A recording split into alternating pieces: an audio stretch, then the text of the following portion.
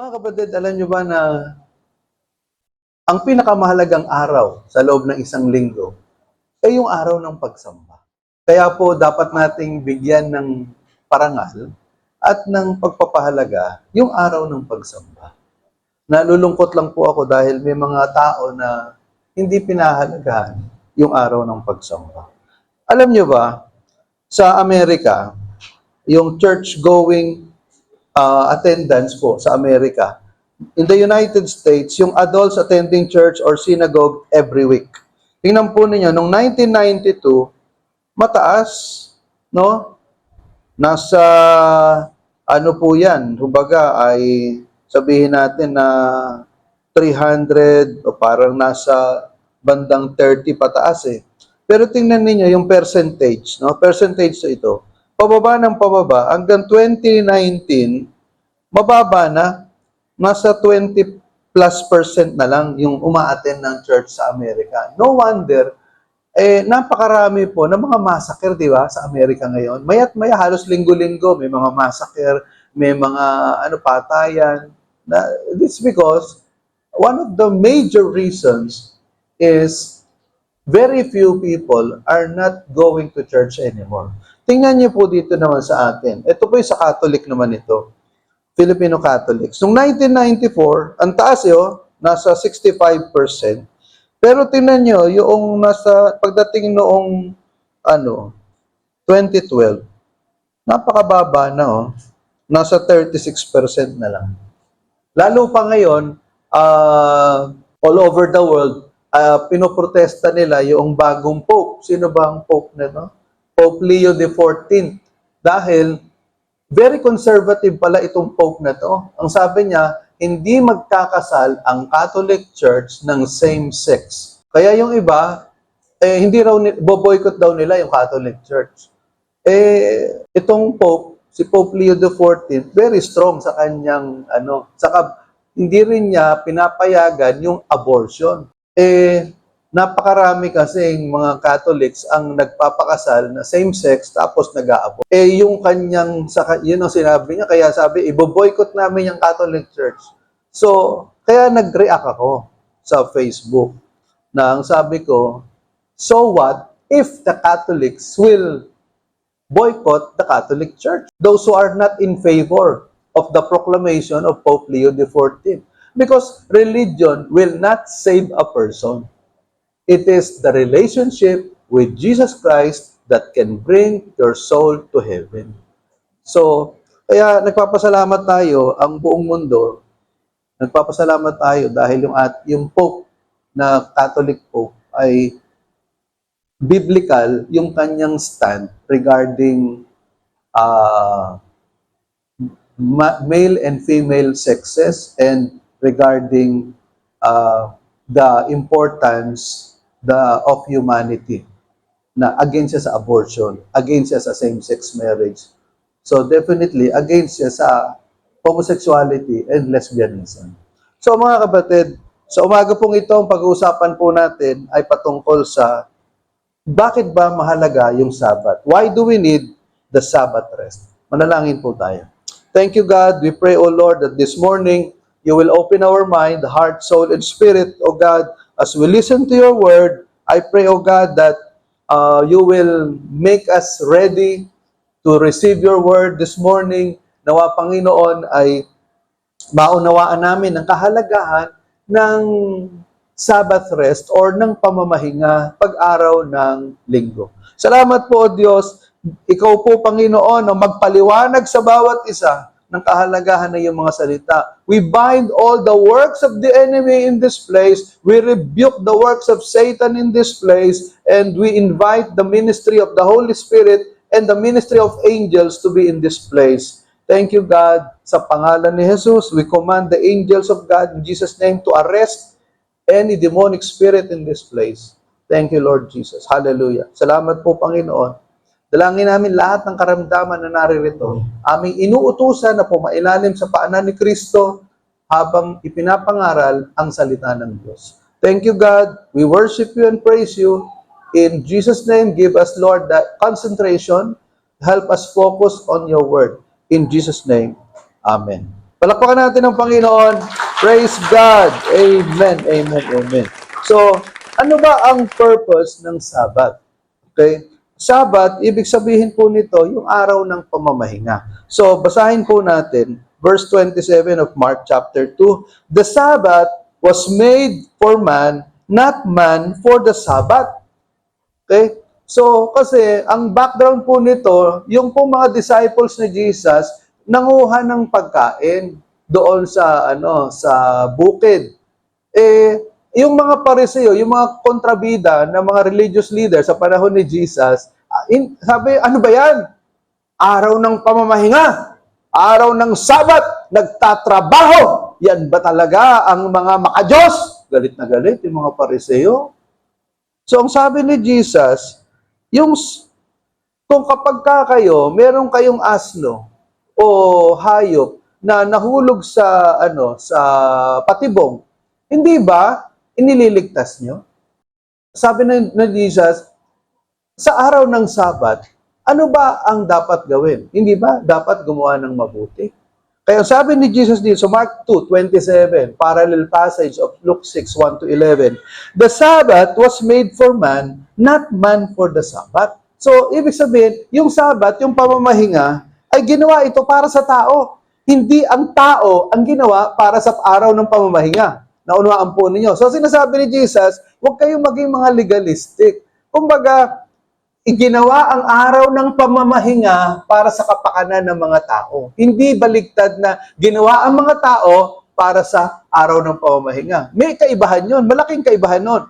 Naunawaan po ninyo. Parang galing ka sa north, papunta ka ng south. Yung isa, galing ka ng south, papunta ka ng north. So, ibig sabihin ng the Hebrew word for Sabbath, for Sabbath or Sabbath means to rest or stop or cease from work. Ibig sabihin, tumigil ka. Pag sabihin, pag Sabbath, araw ng Sabbath, tumahimik ka, tumigil ka, huwag kang magtrabaho, magpahinga ka.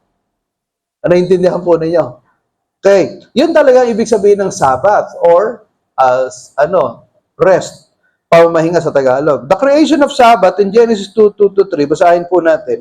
By the seventh day, God had finished the work He had been doing. So on the seventh day, He rested from all His work.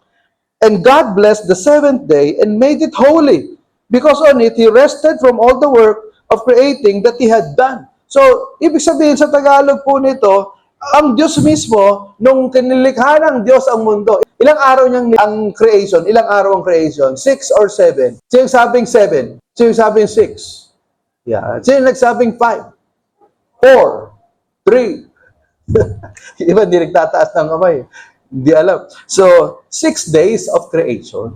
Ang sabi dito, ginawa ng Diyos, by the seventh day, God had finished the work He had been doing. So, on the seventh day, He rested from all His work.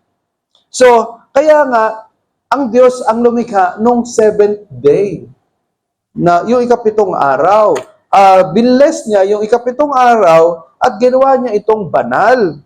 Kaya, so ang Diyos, nagpahinga nung ika-seventh day. Hindi sabihin nung nagpahinga na napagod, o hindi, tumigil. Naintindihan nyo? Pwede ka naman tumigil magtrabaho na hindi ka pagod. Tama ba? Kasi gusto mo lang tumigil.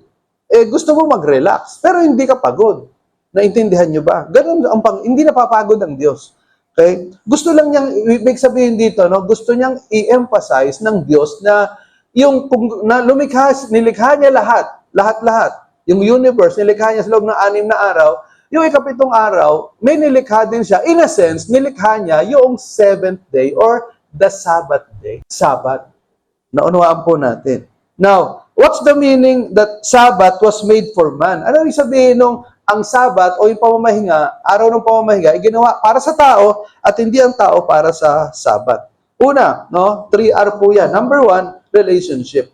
So, sabi dyan, the relationship between man and God as well as develop connections between humans as they connect with God. So, ginawa ang Sabbath, ang araw ng pamamahinga, para po ito, makarelate tayo sa Diyos, magpagsamba sa Panginoon, magkaroon ng magandang relationship ang tao sa Diyos, habang tayo din naman, mga kapatid, nagkakaroon din tayo ng magandang relasyon sa bawat isa. As we worship God, God is moving in our hearts in order to have a good relationship with our brothers and sisters. Naunawaan po natin.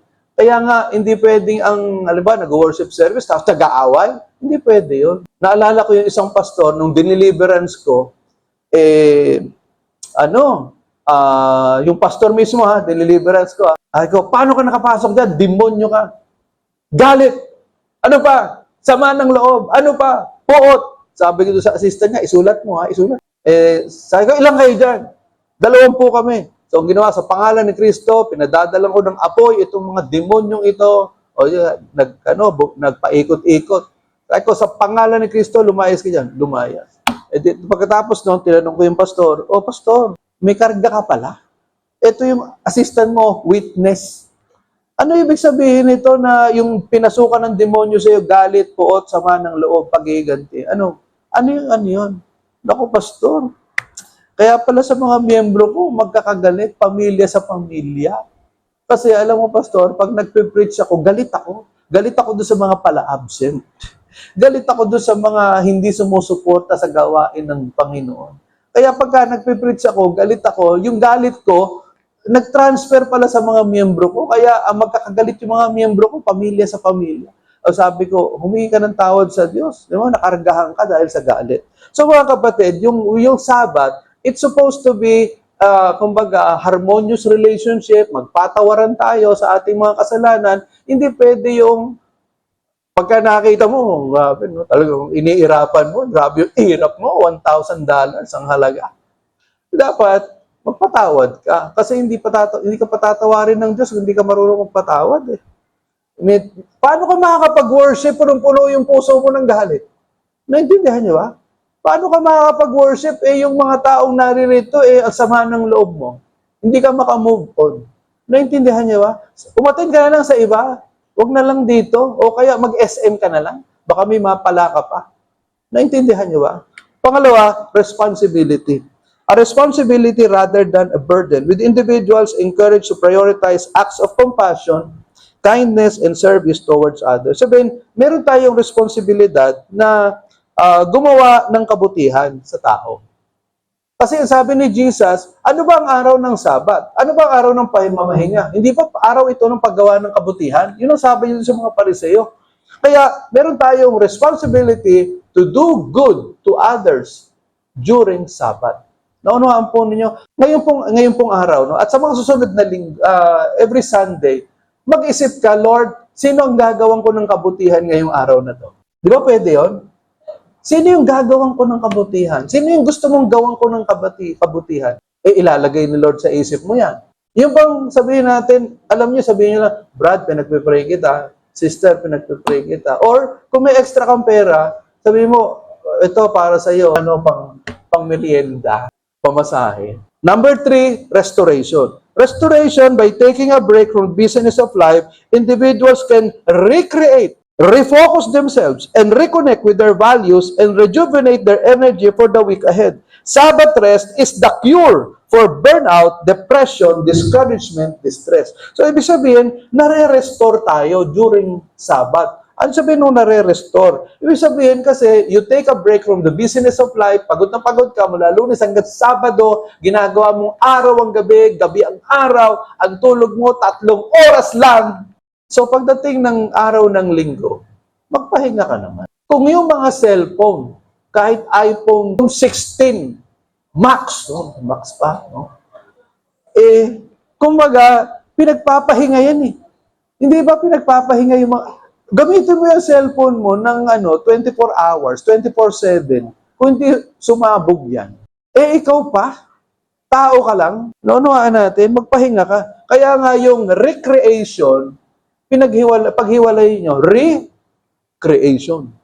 Ibig sabihin, kapag ka ikaw nagsasabat ka, namamahinga ka, nare-recreate ang buhay mo. Kasi nga, sabog-sabog ka eh.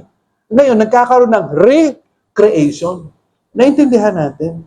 So, mahalaga po yan. Kaya yung iba, burnout, depressed, discouraged, distressed. Paano nga pagod na pagod? Walang kapahingahan. Magpahinga ka sa piling ng Panginoon. Dahil kung hindi, baka yung kapahingahan na mararanasan mo, forever na yan. Nakuha niyo yung gusto kong sabihin? Baka forever rest yan. Ang bata mo pa para kunin ka ni Lord. Pangalawa, the Lord of the Sabbath. Okay? Yung una is the purpose of the Sabbath. Pangalawa, the Lord of the Sabbath. Ang sabi ni Jesus dito, the Son of Man is Lord even of the Sabbath. Ano ibig sabihin ng the Son of Man is Lord even of the Sabbath? Ibig sabihin, si Jesus ang Panginoon ng pamamahinga. Ano ibig sabihin ni Jesus dito? Wow, gabi naman, no? Kaya yung mga Pariseo, galit na galit. Ano? Ikaw ang Panginoon ng pamamahinga? Anong ibig sabihin ni Jesus dito? Ako ang gumawa ng Sabat. Ako ang Diyos. Ako ang Panginoon. Saan natin makikita yan? Hindi ko nababasahin yung mga talata at bibigyan ko na lang sa inyo. As Creator, Christ was the original Lord and Creator of the Sabbath. Ilista ninyo, John chapter 1 verse 3. Colossians 1, 16 to 17. Hebrews chapter 1 verse 10. Pinapakita nitong lahat na si Jesus ang manlilikha. Naunaan po ninyo. Kaya kung may mga kaibigan kayo ng mga INC, pakita nyo to. Kasi kapag halimbawa, nakipagdebate kayo sa mga INC, sa kanila kasi, tao lang si Kristo. Ang sabihin mo, naniniwala ka sa tao si Kristo, ako rin. Pareho tayo. Pero, naniniwala ako na si Kristo, hindi lang tao, Diyos din siya. Ipakita nyo itong mga verses na to. Sabihin nyo, meron bang tao na manlilikha? Meron bang tao na lumikha ng mundo? Common sense naman. Bili ka sa Divisoria. Naintindihan nyo ba? Do you follow? So, ibig sabihin dito, hindi pwedeng tao lang, tapos creator? Ano ba naman yan? Ano ba naman klaseng common sense yan? Ano bang intelligence yan? Matalino pa sa iyong ipis? So, ano ibig sabihin nito? He had the authority to overrule the Pharisees' traditions and regulations because he had created the Sabbath. And the Creator is always greater than the creation. Para sinasabi ni Jesus, ako ang Panginoon ng Sabat, kaya itong mga disciples ko na kumuha ng pagkain, okay lang sa akin yan. Huwag niyo sitahin yung mga disipulo ko na kumukuha, pumipitas ng pagkain dahil gutom sila. Naintindihan po ninyo. It is because I am the creator of the Sabbath, I am greater than the Sabbath because the creator is greater than the creation. So Jesus created the Sabbath to bless or shalom his people. He made the Sabbath as a day of healing. Alam niyo ba yung shalom? Tinuro ko na sa inyo ito. Yung shalom, yung sabihin, yung pagpapala ng Diyos na, ano yan, kumbaga, lahat na yan kasama dyan. Emotional, physical, spiritual, financial.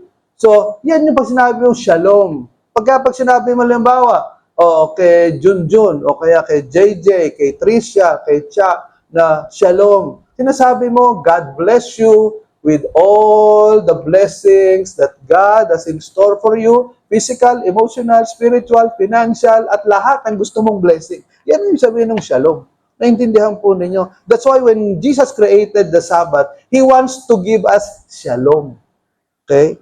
It is a day of healing. Anong klaseng healing? Healing of the emotion, healing of the mind, healing of the spirit, healing of the body. Naintindihan po natin, healing of relationships.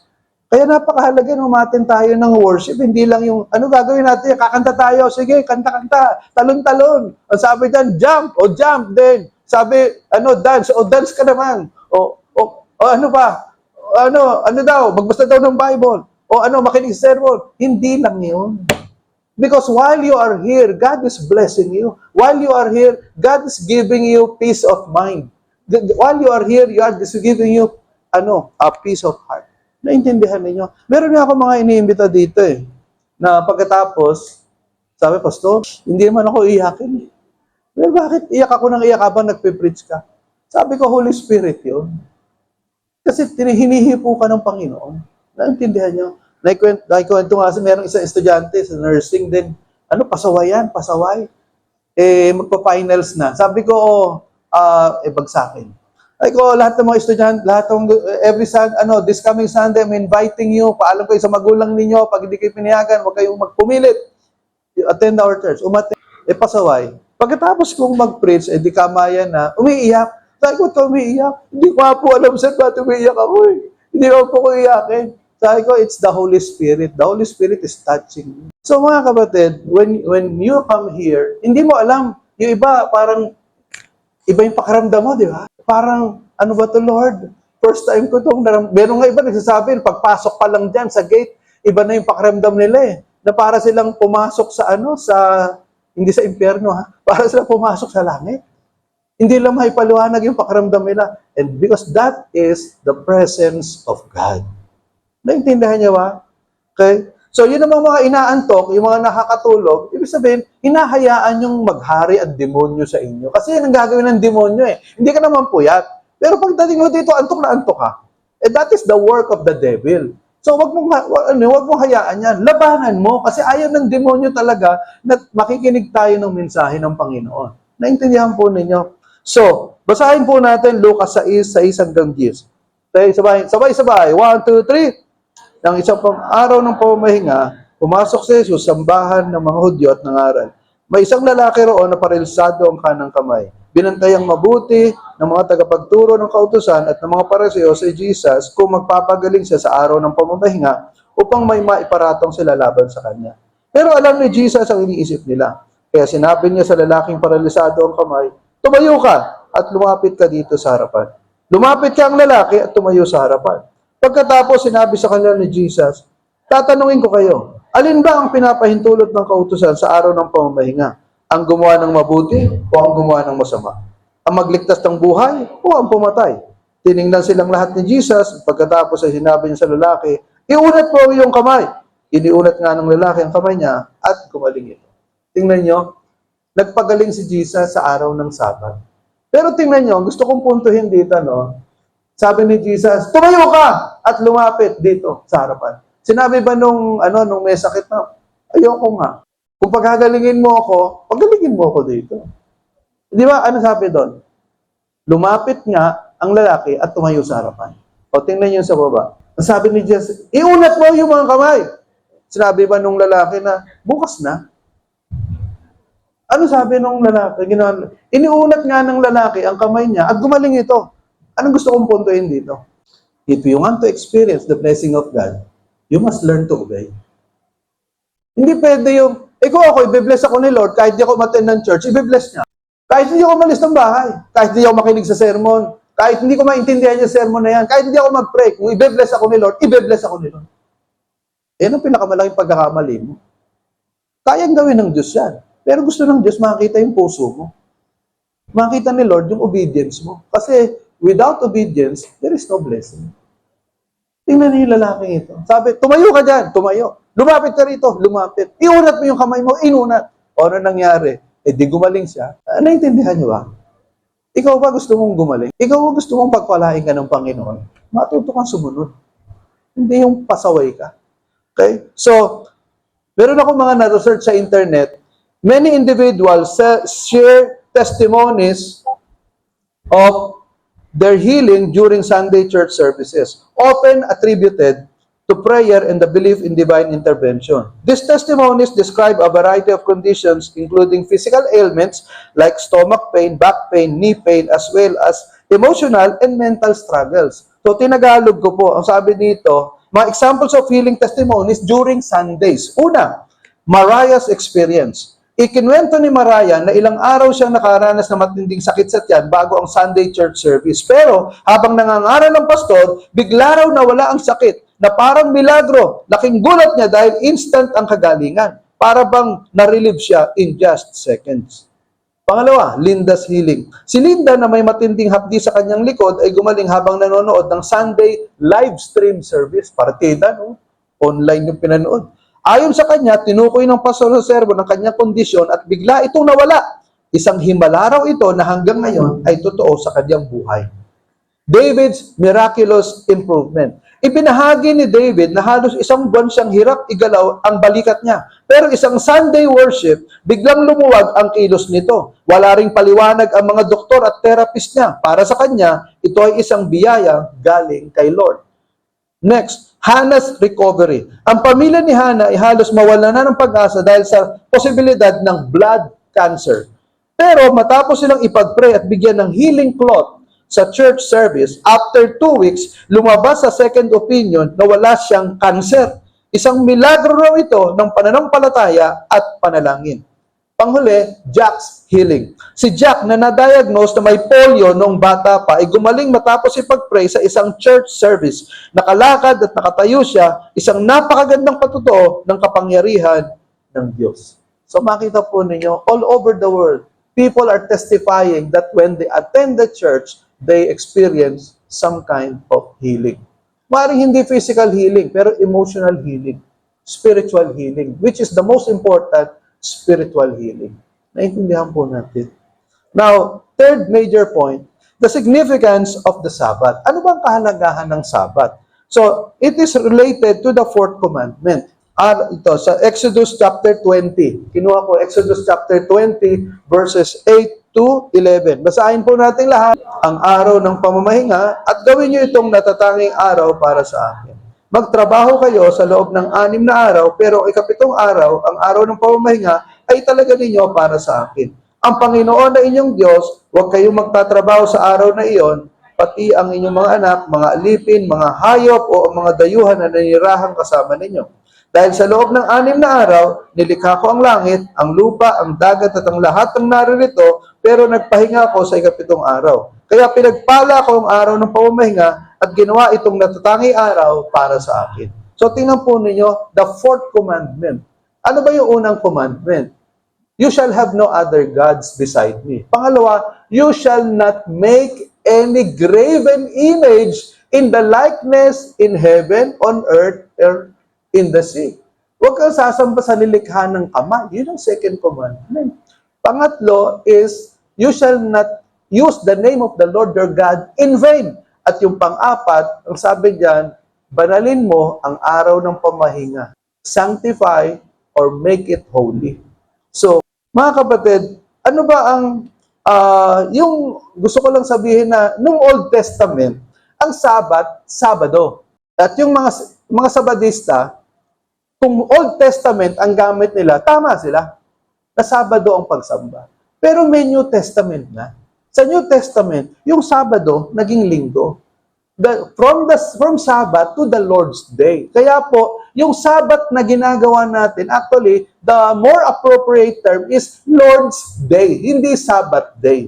Naunawaan po ninyo. Pero, yung essence ng Sabbath Day at Lord's Day, pareho. Nagkataon lang, yung araw binago. Sa Old Testament, Sabado, sa New Testament, Linggo. Anong ibig sabihin yan? Una, Jesus resurrected on Sunday. Nag-resurrect si Jesus, hindi Sabado, Linggo. Matthew 28, 1 and 2. Pangalawa, the New Testament Church, kung babasahin po ninyo, they gathered every first day of the week. Ano bang first day of the week? Sabado o Linggo?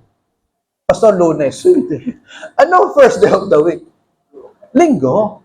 Kaya nga ito, 1 Corinthians 16:2, Acts 20, verse 7, they gathered on the first day of the week. Kasi nga, ang seventh day, Sabado. Ang first day is Sunday. So, yung New Testament church, they gathered not on Saturday, but on Sunday.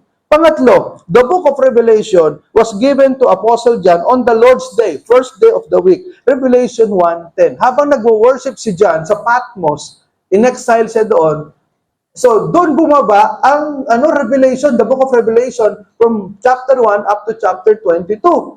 So, ano ibig sabihin nito? Pinapatunayan lang na ang Lord's Day, ang Sabbath Day sa New Testament, Linggo. Pangalawa, according to tradition, according to history, yung mga Christians, nung namatay si Jesus, they worship during Sunday, hindi Saturday. Naunahan po ninyo. Kaya yung ating mga kaibigan na Sabadista, mali po sila dito. Pero syempre, kung gusto nilang sambahin si Jesus ng Sabado, wala nang makakapigil sa kanila. Pero wag lang nilang sabihin, kasi may mga nagsasabi na yung sumasamba ng araw ng Linggo sa demonyo. O, yun ang hindi ko kayang tanggapin. Baka kayo. Gusto ko baka kayo. Pero kami, ang linaw sa Bible, ang linaw sa history, Sunday, sumasamba ang mga Christians after the death of Jesus Christ. So, kaya wag kayong maniniwala doon sa mga Sabadista. Now, ang Hebreo 10:25, basahin natin.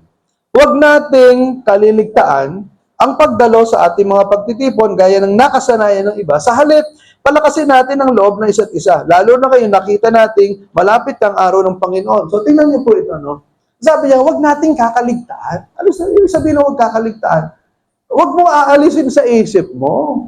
Yung pagdalo sa araw ng pagsamba. Yung iba kasi kinakalimutan eh. Kaya sabi, huwag mo kakalimutan, gaya ng nakasanayan ng iba. So, ibig sabihin, 2,000 years ago, naisulat yung Bible, meron na pala mga pala absent sa church. May mga kapanalig pala yung ibang mga pala absent dito. May kapanalig na kayo 2,000 years ago pa. May grupo pala kayo. Sabihin, no, yung mga, ang sabi niyan, nakasanayan ng iba. Sa halip, palakasin natin ang loob ng isa't isa. Imbis na umabsent kayo, umattend kayo sa church para mapalakas niyo yung loob ng bawat isa. Naintindihan natin because when you attend the church, hindi ka man magsalita, pero makita lang kita. Makita ka ng mga kaibigan mo dito.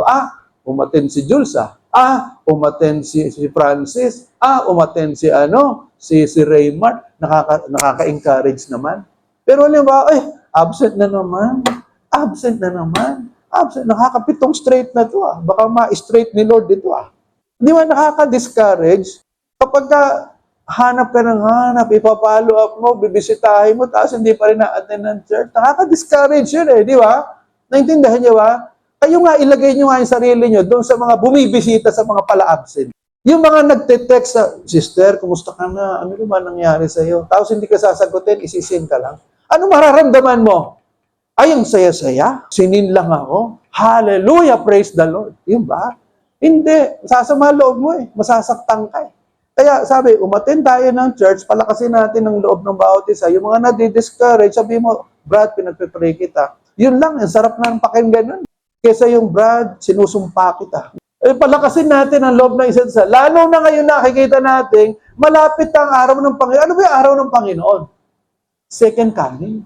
Malapit na dumating si Lord. Basahin po ninyo, Mateo 24, lahat ng mga hula sa pagbabalik ng Panginoon, nandoon, nagaganap. So, why are reasons why many people are absent in the church? Ito, una, agnosticism. Ibig sabihin yung agnosticism, yung bang, hindi mo sigurado kung merong Diyos. They don't know if God is true, they don't believe in the Bible.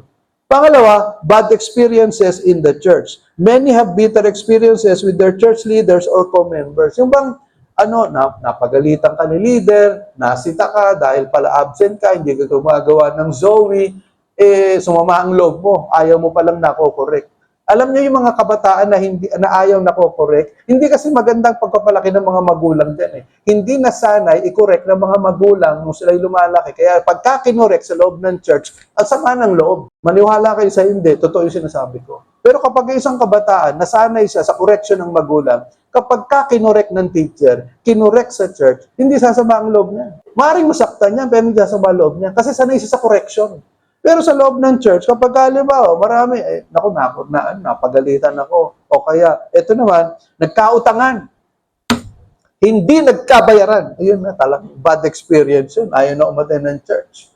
Pangatlo, sermon is below average. Pastors don't prepare good sermons. Most of the time, the preaching is repeated and mostly topical. Sa ibang simbahan, puro John 3:16, John 3:16, John 3. Okay, sa iba naman, puro second coming. O kaya puro healing. Puro deliverance. Paulit-ulit, sinasabi ng pastor, narinig ko na yan, pastor, 10 beses na niyang pinipreach yan Ito pong sermon na to, na pinipreach ko sa inyo, I preached is 2 years ago. 2 years ago, libot nyo na yun. Ako libot ko na to, sermon ko na to So, ibig sabihin, alam niyo ba, Tuesday pa lang iniisip ko na yung ano ba yung sermon ko sa Sunday. Iniisip ko na yan, pinag-aaralan ko na yan. Nagbabasa na ako ng mga 10 commentaries para lang makagawa ng sermon. And then buong Sabado hanggang Linggo ng madaling araw, prepare my sermon.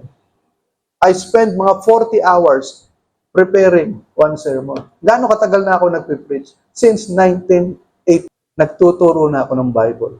And still, I prepare each sermon more than 40 hours. Then, engage in other activities. Kumbaga, busy with many worldly activities. May mga tao na, kumbaga, engage sila sa iba-ibang mga gawain, worldly activities, pero hindi sa Lord.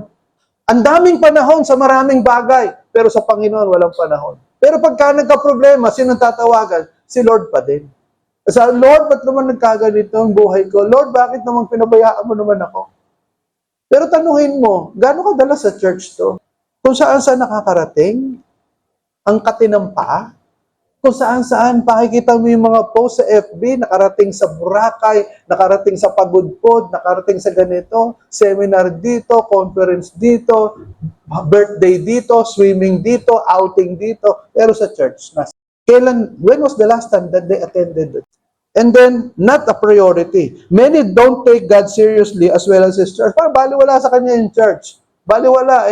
Ano kung absent ako ngayon? Inaantok ako. Gusto ko matulog. Pagod ako Saka na ako attend ng church. Saka na pag okay na ako, pagka hindi ako pagod. Pagka walang gimmick. Hindi nila priority si Lord. Lastly, transportation challenges. The church is far from home and the transportation fee is too much. So, yung iba, medyo legit naman ito, malayo Pero sa panahon po ngayon, ang principle ngayon, you attend the church not the nearest to your home, but nearest to your heart. Ulitin ko Ang principle po ngayon, hindi na yung malayo malapit You attend the church that is not nearest to your home, but nearest to your heart. Kagaya ni Brother Mar, saka Sister Nida, si Brother Melchor. Saan pa umuwi yan? Sa San Jose del Monte. Ilang oras ang biyahe dyan? 2 oras. Pero tingnan nyo, sino yung pinakamaga sa church? Sila. Yung mga walking distance lang, sila yung pinaka-late. Diba? Linggo-linggo yan. Pwede ko na bigyan ng perfect attendance sa award yan Kasi para sa kanila, masaya sila kapag nasa loob ng church. Tama ba? Pag hindi sila umaten ng church, parang may sakit yan Parang, parang hindi makalakad ng maayos Pero pag nasa church, ang sarap ng pakiramdam. Sana ganun din tayong lahat, mga kapatid. No? Meron nga ang taga-Palawan, taga-Palawan. Isa sa mga leaders ni Pastor Jojo na taga-Palawan. Alam niyo ba, ilang kilometro yung nilalakad niya bago umaten ng church? 17 kilometers. Tumatawid ng sapa, umaakit ng bundok, tumatawid ng gubat, maka-attend lang ng church. 17 kilometers. Nilalakad yun. Walang transportation. Linggo-linggo po yun. Ilang oras na nilalakad? 3 oras. 17 kilometers. Naintindihan? Yung iba, 17 meters, hindi makarating. 17 minutes, hindi makarating. Laging late. Mahiya naman itong mga to. Konting kahihiyan. So, tingnan po ninyo to. Ito halimbawa, itong Chick-fil-A. Ang ganda nitong kwento na to. Ang Chick-fil-A, ito po ay isang Christian na company. Wala sa Pilipinas yata nitong Chick-fil-A. Pero ito sa pinaka-prosperous, successful fast food chain in America, all over the world. Hindi po ito nagbubukas pag araw ng linggo. Kasi alam nila yung araw ng linggo, araw ng pagsamba. Pero tingnan niyo to, $6.4 billion revenues in 2022. Ganong kalaki yung kanilang kita. One of the top earning businesses in the world, ang Chick-fil-A. Can you imagine? Partida to Hindi siya nagbubukas pag araw ng linggo. At maraming malls ang hindi tumatanggap sa Chick-fil-A kasi ang principle sa mga malls, ang regulation, kailangan bukas kayo pag araw ng linggo. Kung hindi kayo magbubukas ng araw ng linggo, hindi namin kayo tatanggap sa mall. Kaya karamihan ng mga Chick-fil-A nasa labas ng mall. Pero tingnan niyo, $6.4 billion revenues. One of the top earning. Tinalo pa nito yung mga Kenny Rogers. Tinalo pa nito yung mga chicken, mga food shop sa Amerika. Partida. Sarado sila pag araw ng linggo. Bakit? Binibless ni Lord yung mula Lunes hanggang Sabado. Yung kikitain nila pag araw ng linggo, ibinibigay na ni Lord mula Lunes hanggang Sabado. Can you imagine that? Yung iba, hindi kami pwedeng sarado ng linggo dahil yun ang pinakamalakas. Pero hindi. Dahil yung mga owners ng Chick-fil-A, naniniwala sila na yung kikitain nila kung araw ng linggo, kung sakaling magbubukas sila, kikitain na nila yon mula Lunes hanggang Sabado. That's faith. And God honored their faith. Naintindihan niyo ba? So, how can we honor the fourth commandment? How can we honor the fourth commandment? Una, reflect the word of God. Taking time for reflection allows you to pause and contemplate your spiritual journey through prayer and Bible meditation while listening to soft Christian music. Sabihin, i-meditate mo yung word of God. Alam nyo, para nyo maintindihan yung Bible, sabihin, Lord, open my mind, open my heart, I will read your word. Speak to me, Lord God. Speak to me personally. Maunawaan ko po yung salita ninyo. Panginoon, paiyakin niyo po ako habang nagbabasa po ako ng Bible. Lord, pasayahin niyo po ako, Panginoon. turuan niyo po ako. Pag ganyan ang attitude mo, naku, definitely God will speak to you through the word of God. Hindi, makabasa nga ng Bible, sabi ni Pastor, basahin daw. Sige na nga. Baka mapagalitan pa ako. Hindi ka talaga matuto. Okay? Pangalawa, engage in prayer and worship. It involves group prayer and attending worship services in the presence of our Christian family. So, ibig sabihin, mag-engage ka sa prayer, worship, corporate. Kaya yung ginagawa natin ito. We are engaged in corporate prayer and worship. Pangatlo, spend time with loved ones. So yung Sabbath, hindi lang ito pag-attend sa church, kundi pagmamahinga nga ito eh. It provides an opportunity to prioritize relationships and strengthening bonds with family and friends. Halimbawa, after the church natin, wala naman tayong gawain sa hapon, ipasyal mo yung pamilya mo. Naintindihan niyo ba? Kaya natutuwa ako doon sa iba, nakikita ko na after church, namamasyal, nasa park, nagkakainan, nasa SM, nakakatuwang tingnan. Kasi family bonding. Because yung Sabbath, family bonding, hindi yung mga, kung sino-sino mga kasama nyo. Dapat, ang kasama natin, pamilya natin, pag-araw ng linggo. Naunawaan po natin. Kaya as much as possible, pag Sunday, wala tayong gawain sa hapon, kasi gusto ko, mag-family day kayo. And then, letter T is take a break from work.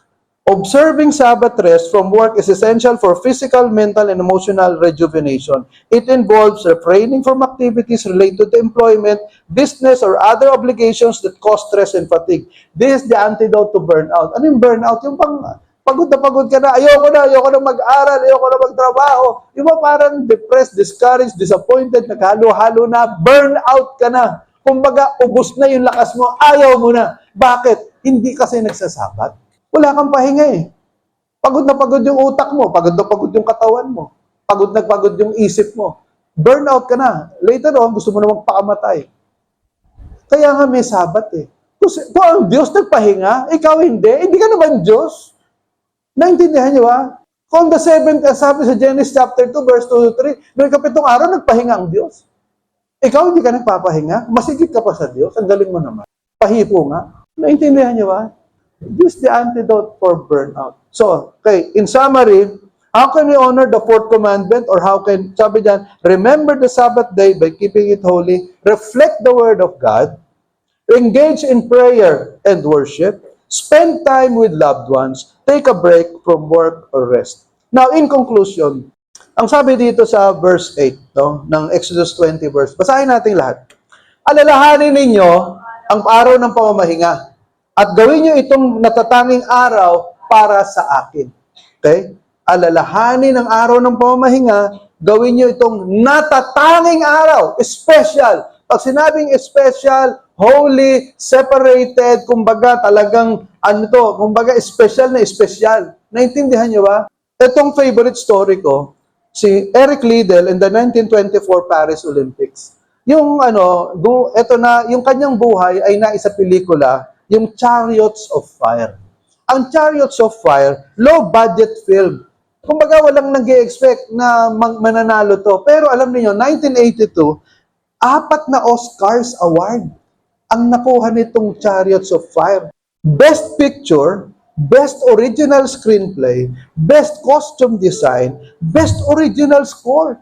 Grabe, talagang gulat na gulat ang mundo. Paano nagkaganon na itong low-budget film na to, ng Chariots of Fire, naging Best Picture at 4 pa, humakot pa ng Best Award sa Oscar? Marami hindi makapaniwala. Pero ano ba ang kwento nito? It's the story of Eric Liddell, the son of Scottish Christian missionaries who trained for the 100-meter dash. Mahilig tumakbo tong si Eric Liddell. But the day he would run, kumbaga nakasama siya sa Olympic Committee from Scotland.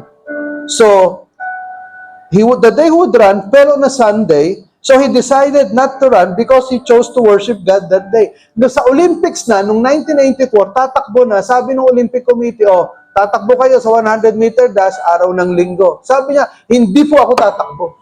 Kasi araw ng linggo, araw ng pagsamba. Can you imagine that? Yung chance of a lifetime, once in a lifetime lang to natatakbo ka sa Olympics, hindi mo na alam kung kailan mauulit to Sabi ng mga kaibigan niya, Brad, once in a lifetime lang to. Marami pa namang linggo na pwede kang tumakbo, na pwede kang mag-worship. Sabi niya, hindi. For me, Sunday is the Lord's Day. Hindi ako tatakbo. I will worship God. Ganun nga ang ginawa niya. Ang sabi ng Olympics Committee, spy ka siguro. No? Spy ka ng Scotland. So, ang ginawa, sige, ayaw mo tumakbo ng 100-meter dash, tumakbo ka sa 200-meter dash, saka sa 400-meter dash. Wala siyang training sa 200, saka sa 400. Ang training niya sa 100. Iba yung training na yun. So, what happened? So, tumakbo siya sa 200-meter dash, nanalo siya bronze, pangatlo. Tumakbo siya sa 400-meter dash, nanalo siya gold. Breaking the records sa 400-meter dash. And thousands of athletes and Christians all over the world were inspired by his life. Kahit ako, grabe itong tao nito. After this, he became a missionary to China. Kaya lang, na-invade ng Japan, yung China no World War II, and then nakasama sa concentration camp, doon na namatay si Eric Liddell as a missionary in China because of the tortures of the Japanese Imperial Army. Namatay siya na naglilingkod sa Diyos. So mga kapatid, gaano kahalaga sa iyo ang araw ng Sabat? Sana po sa araw na to, maliwanagan yung isip natin. That the Lord created the Sabbath. The Lord created the Lord's Day to bless us.